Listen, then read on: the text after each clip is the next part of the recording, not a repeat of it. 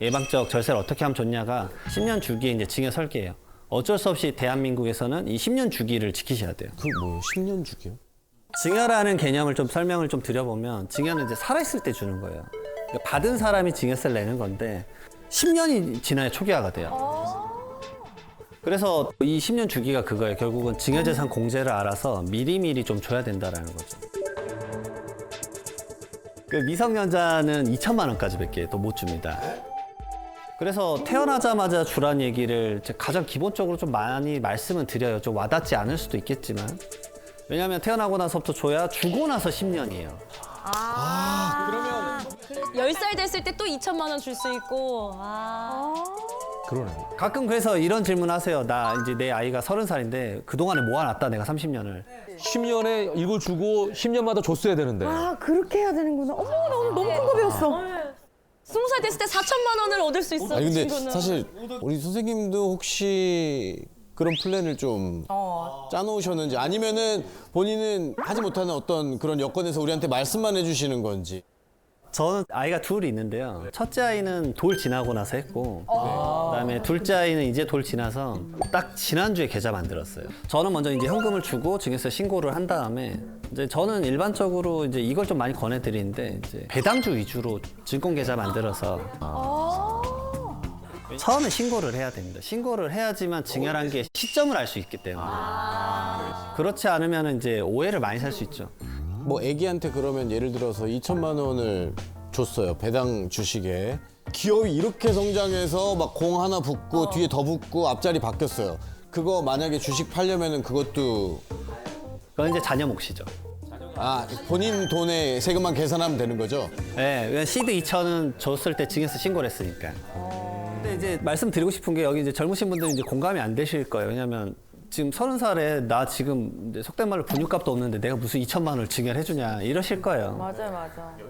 할아버지가 주셔야 돼요. 지금 60대 이상 분들이 대한민국의 자산의 이제 39%를 가지고 있다고 해요. 그리고 20, 30대는 12% 정도 갖고 있다고 하니까 사실 젊은 이제 직장인 분들이 결혼을 해서 2천만 원을 증여하는 건 거의 어렵죠. 그래서 이제 조부모 세대가 좀 더 도와주면 좋지 않을까라는 얘기를 좀 한번 해봅니다. 예. 10년 주기 증여 설계가 사실 증여를 줘서 미리 이제 마중물 주는 목적도 있는데 이게 말 그대로 상속세도 줄여주는 게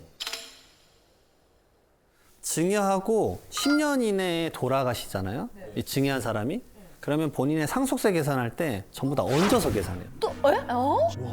증여한 경우에는 무조건 10년 이상은 살아야겠네요. 네. 그거 어떻게 맞춰? 10년 보장 받아야죠. 안 그렇게 될 수도 있잖아. 이걸 사전 증여 재산이라고 합니다. 이게 가장 상속세 계산에서도 중요한 거예요.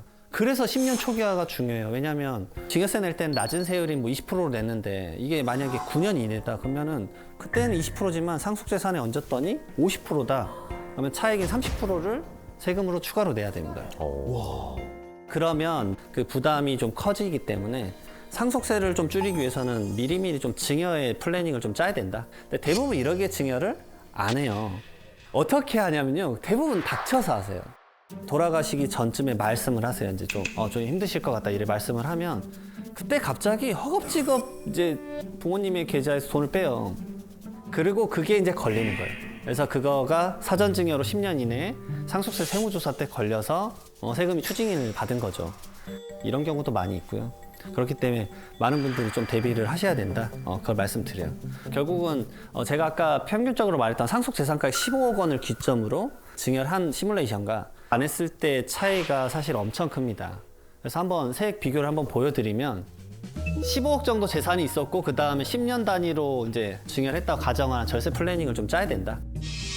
그럼 당연히 증여세는 안 나오겠죠. 왜냐하면 증여재산 공제액 수만큼만 했으니까. 근데 절세 플랜을 안 하게 되면은 우선은 증여세, 그 당시에 내지 않았던 증여세, 거기다 상속세는 전부 다 증가됩니다.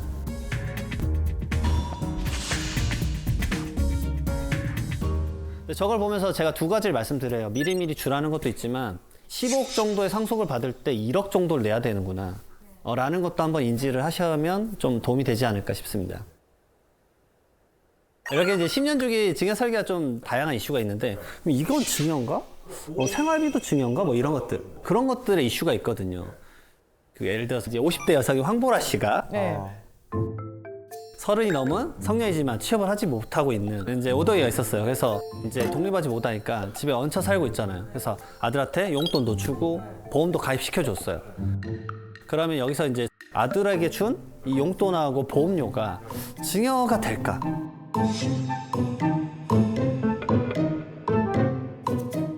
너무 어렵다. 보험료 쪽으로 가보면 종신보험이라고 가정을 해볼게요. 그러면 보험료를 납부한 사람이 뭐 아들이라고 해볼게요. 그리고 피보험자, 이 보험계약 돌아가시면 그럼 수익자가 누구냐? 아들이다. 아들. 이 형태 때만 이게 상속세에 포함이 안 돼요. 상속재산으로. 근데 여기서 퀘스천이 하나 있어요. 계약자가 아들이잖아요. 네. 근데 지금 오덕이는 경제적 능력이 없잖아요. 네. 그냥 계약자만 아들이고 실질적으로 돈은 누가 줬죠? 엄마, 아빠. 엄마가 줬죠? 상속재산에 포함되죠. 이렇게 되는 거예요. 나 지금 태아보험 들었는데 벌써. 아, 그건 별개고요. 아우 오동이 엄마 나 오늘 아야 재밌어 죽겠어. 아주 아우 주책이 아주. 그 다음에 이제 용돈은 결국은 생활비잖아요. 네. 생활비는 가액에 정해져 있지 않아요, 세금에서는. 네. 결국은 생활비의 본질이 뭐냐? 일시적이고 소모성이어야 돼요. 사회 통념상 지켜지는 거. 근데 그걸로 주식을 사거나 자동차를 사거나 부동산을 사는 자산 형성을 하면 그건 증여예요. 네. 물론 쉽게 잡을 수는 없겠지만. 그래서 생활비에 주의할 점은 뭐 이렇게 많이 받았다라고 말하지 말라 이게 아니라 자산을 형성하시면 안 돼요. 자산. 아 그걸로 CD로 쓰면 안 된다. 특히나 부동산 같은 경우는 등기부등본이 명확하게 남잖아요. 근데 그런 것들이 내가 취득가액을 소명을 못 할 텐데. 왜냐하면 주택 같은 경우 취득할 때 취득자금 소명서라는 걸 써야 되니까 그런 이슈가 있다는 걸 꼭 알아두시고요. 유사한 케이스로 이것도 있으실 거예요. 직장에 취업을 했어요. 그러면은 자녀가 돈 번 거는 자녀 명의로 다 모아놓자. 그리고 엄카 써라. 엄카 찬스라고 하죠. 네. 자, 그러면 이거는 과연 증여일까요, 아닐까요? 증여가 그거 아니지 않아요? 피부양자의 생활비는 비과세예요. 그러니까 말 그대로 부양을 해야 되니까. 근데 부양받을 자가 자기의 자력이나 아니면은 뭐 근로 같은 능력으로 본인 생활 영위할 수 없다 그러면 이제 피부양자로서 부양을 좀 받아야 되겠죠. 근데 아까 말씀드렸지만 본인이 소득을 벌잖아요. 그러면 이제 이 카드를 긁게 되면 이거 전부 다 약간은 증여성질로 보는 게 명확하게 될 것 같아요. 근데 카드 출처를 그렇게 정확하게 따질 수 있나요? 내가 썼는지 네가 썼는지. 맞아요. 사실 세무서에서도 이거를 막 다 보고 있진 않아요, 사실은. 근데 여러 가지 이슈가 있을 수 있죠. 자, 제가 예를 들어서 세무조사 때 이 경험했던 기법들을 말씀드리면 부모님은 예를 들어서 서울에 살아요. 근데 자녀가 이제 뭐 예를 들어서 부산에서 근무를 해요. 근데 엄마 카드가 자꾸 뭐 어디 편의점, 부산점 찍히는 거예요. 이건 100%네. 와 무서워.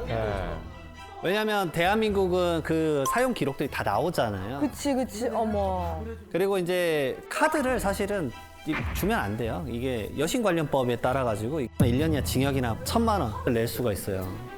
이런 부분들이 있기 때문에 좀 조심을 해야 되고. 가끔 뉴스 보면 이런 경우 있잖아요. 아파트 같은 경우에 시세보다 굉장히 싸게 거래가 된 거예요. 맞아요. 있어요. 네. 근데 이제 알고 봤더니 이게 부모가 자식에게 이제 싸게 이렇게 한 경우인데 이런 경우에도 증여세의 대상이 되는 거죠. 우선은 보도자료 같은 거 보면은 이제 저가로 자녀한테 팔았다 그러면 이제 약간 탈세 형태로 비춰지는 것들이 잡혀서 그게 이제 뉴스 보도자료는 탈세같이 보이는데 사실 좀 좋은 절세 방법이기도 합니다. 그걸 좀 말씀을 드릴 거예요. 법을 지키는 거니까. 이제 10억 원짜리 아파트가 있다고 해볼게요. 네. 아까 말씀드렸듯이 같은 단지 내에서 똑같은 면적이 10억에 최근에 팔린 거예요. 그러니까 시가를 10억으로 잡고 자녀가 이거를 7억 원에 산다고 해볼게요. 그러면 이제 어떻게 될 것인가? 이 경우에서 세금은 이제 두 가지가 발생을 해요. 싸게 팔았을 때 양도소득세는 어떻게 될 거냐? 아버지가 아들한테 팔았다 가정을 하면 아버지의 세금. 네. 그다음에 자녀는 싸게 가져갔으니까 증여세가 어떻게 나올까? 이게 이제 고민이 될 건데 첫 번째로 이거의 플랜을 이제 주로 고민하시는 분들은 아버지가 1세대 1주택 비과세인 거예요.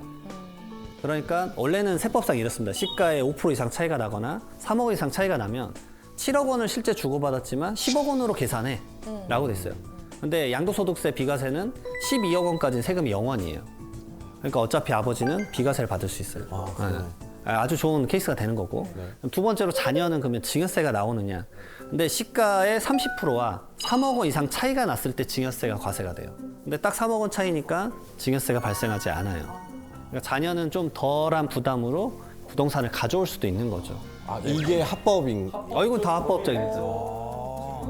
자녀는 기본적으로 이제 자산이 많이 없기 때문에 그것을 가져와서 본인도 비과세를 만들어서 미래에 팔면 이제 좀 더 많은 이제 가액을 좀 가져갈 수 있는 거죠. 예. 그렇게 되는 거죠. 그래서 이거는 잘 활용하시면 절대 이제 불법적이거나 그런 요소가 아니라 명확한데, 근데 주의하실 게 있어요. 그럼 자녀가 진짜 7억을 줄 수 있었는지가. 자녀가 7억을 줬다고 매매 계약서를 썼는데 사실상 7억을 이체한 내역이 없다. 그러면 전체가 증여가 돼요. 아, 전체가? 네, 그럴 수밖에 없죠. 그래서 이런 형태는 저가 양수도 전략이기 때문에 한번 고민해 보시면 좋습니다. 또 이제 자녀뿐만 아니라 부부간의 증여세도 사실 좀 많이 아셔야 돼요. 부부간에는 10년간 6억 원의 공제가 되니까 거의 안 걸려 뭐 이렇게 생각하시는 분들이 많아요. 생각보다 이게 걸린 케이스가 좀 있습니다. 예시를 또 들어볼게요. 이번에는 좀 황재성 씨가 나오시는데. 좋습니다. 네, 결혼 12년 차라고 하시네요. 네. 황재성 씨 부부가 15억 원짜리 아파트예요. 원래 아내 명의 100%였어요. 근데 아파트를 부부 공동 명의로 이제 하는 것에 추후 양도세나 상속세가 좀 유리하다라고 해서, 그러면 이제 아내분이 15억을 갖고 있는 거니까 40%를 주면 딱 6억이잖아요. 그럼 40%까지 증여를 할 수 있겠죠. 그러면 1억에만 펼쳐지면은 딱 하나 세금만 내시면 돼요. 증여취득세만. 증여취득세만. 네, 지분에 대해서 취득세 내야 되니까. 그래서 이렇게 계획을 했었는데, 근데 얼마 있다가 이제 아파트 공동명의 바꾸고 나서 갑자기 이제 세무조사가 나와서 증여세 내라고 나온 거예요. 어떻게 된 상황일지 황재성 씨가 이제 본인의 생활이니까 뭐 말씀을 한번 해보시면. 잠깐만, 나왔다는 것 자체가 뭔가 수가 틀렸다는 거잖아요. 맞습니다. 그렇죠. 그렇지. 뭔가가 걸렸다는 거죠. 걸렸다. 내가 뭘 사기시라는 걸렸어? 잠깐만. 아까 지금 이제 배운 걸 복습해 보면은 의료보험을 내 와이프가 날 내줬거나, 아니면 용돈을 크게 줬거나, 네. 아니면 또 뭐가 있을까? 이 두 개가 지금 전부. 이게 왜 그러냐면 생활비를 받아서 쓰신 거예요. 800만 원씩. 제가 그렇죠. 네. 용돈 썼구나. 그래서 뭐 300만 원 생활비 알뜰하게 쓰고 나머지 금액을 모아놨는데, 이 저축을 한 게 아까 말했던 뭐 예금, 적금, 펀드, 보험 이런 형태로 분산 투자했던 거예요. 그게 왜요? 그게 생활비 목적으로 안 쓴 게 되니까. 그 용돈을 시드머니로 쓰면은 아까 세금이 증여가 된다고 했잖아요. 이게 내가 그냥 그 행정 업무 편의상 내 명의로만 지금 보관을 해놓은 상태였다라는 것들에 대한 뭐 소명이 있으면 피해갈 수 있겠지만, 이런 금액들이 쌓이다 보면은 그게 꽤 한 번에 돌아올 때 커진다. 이런 것들도 좀 알고 계셔야 돼요.